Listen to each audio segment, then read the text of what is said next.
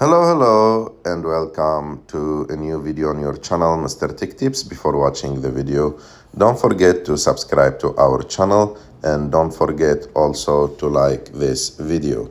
In today's video, I will show you how to rename offline downloaded maps in Google Maps. So to do this, it's very simple. You have just to go to Google Maps, and after that you have to click on your picture on the top right of the screen. After that, go to offline maps, and after that go to the map that you want to rename. Click on the three dots next to it and click on rename, and for example I will name it my work.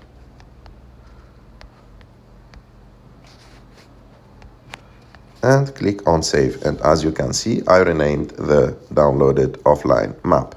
I hope that you like this video. If you like this video, don't forget to subscribe to our channel to like this video, and see you.